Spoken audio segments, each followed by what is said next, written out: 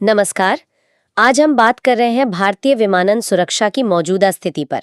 मतलब जो जानकारी हमारे पास है 17 जून 2025 तक की। और शुरू करने के लिए अच्छी खबर यह है कि हाल फिलहाल में भारत में किसी बड़े विमान हादसे की कोई वैसी विश्वसनीय रिपोर्ट नहीं आई है। हाँ, ये बिल्कुल सही है और ये वाकई एक राहत की बात है। लेकिन मतलब सिर्फ ये कह देना कि कोई बड़ा हादसा नहीं हुआ शायद पूरी कहानी नहीं बताता। हमारे स्रोतों से जो बात सामने आ रही है वो ये है कि ये स्थिरता जो है वो कई चीज़ों का नतीजा है। इसमें नागरिक उड्डयन महानिर्देशालय मतलब डीजीसीए उनकी बढ़ी हुई सख्ती भी शामिल है।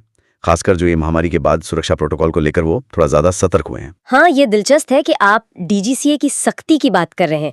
क्या स्रोतों में कुछ खास पता चला है? मतलब किस तरह के ऑडिट्स या नियमों पर ज्यादा जोर है? क्योंकि आमतौर पर नियामक संस्थाओं की भूमिका थोड़ी पर्दे के पीछे ही रहती है ना। बिल्कुल बिल्कुल।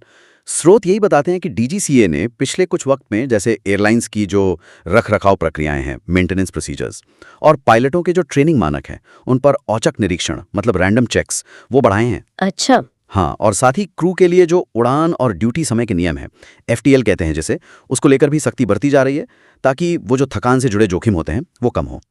तो ये छोटी छोटी चीजें मिलकर ही एक बड़ा कह सकते हैं सुरक्षा का माहौल बनाती हैं। सही कहा। और तकनीक का क्या रोल है इसमें? आजकल तो विमान इतने एडवांस्ड हो गए हैं। क्या स्रोत बताते हैं कि ये नई तकनीक जैसे ऑटोमेशन वगैरह ये सुरक्षा में कैसे मदद कर रही है, या फिर इसके साथ कुछ नई चुनौतियां भी आ रही हैं? हाँ, देखिए दोनों बातें हैं।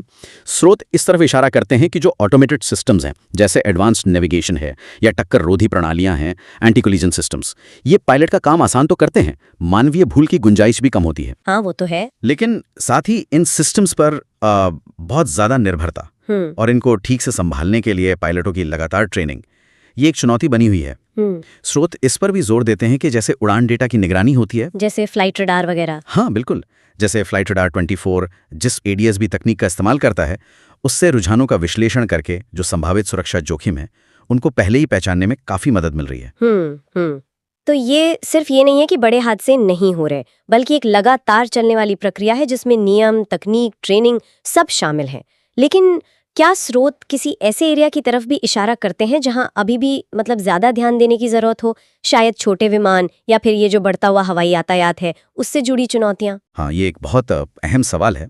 देखिए, जहां बड़े कमर्शियल विमानों की सुरक्षा का रिकॉर्ड मजबूत दिख रहा है, वहीं स्रोत ये बताते हैं कि जो छोटे विमान हैं और जो गैर व्यावसायिक उड़ानें हैं, नॉन कमर्शियल फ्लाइट्स, उनकी निगरानी शायद उतनी सघन नहीं हो पाती। अच्छा। और इसके अलावा जो बड़े हवाई अड्डे हैं उन पर एयर ट्रैफिक लगातार बढ़ रहा है, उससे जो जमीनी संचालन है, ग्राउंड ऑपरेशंस, उस पर जो दबाव पड़ता है वो भी एक ऐसा क्षेत्र है जिस पर लगातार नजर रखने की जरूरत है ताकि सुरक्षा मानकों से कोई समझौता ना हो जाए।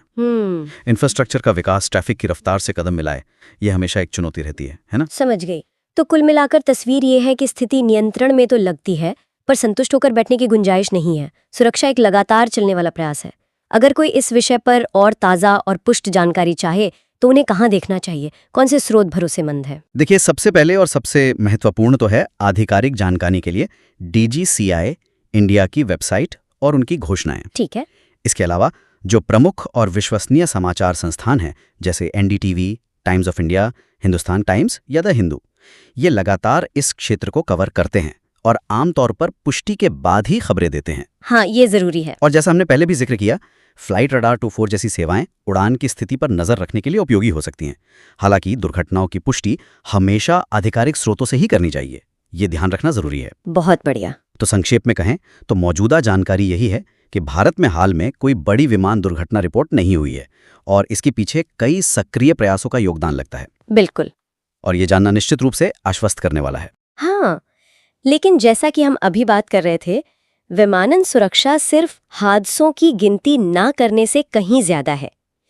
यहाँ एक विचार है जिस पर शायद गौर किया जा सकता है। जब हम भविष्य की विमानन सुरक्षा के बारे में सोचते हैं तो केवल दुर्घटनाओं के ना होने पर ध्यान देने के बजाय वो कौन से सक्रिय सुरक्षा उपाय हैं या उभरती तकनीकें हैं या नियामक रुझान है जिन पर नजर रखना हमें आने वाले कल की चुनौतियों और अवसरों को बेहतर ढंग से समझने में मदद कर सकता है। शायद यही असली गहन अनुश्लेषण का विषय है।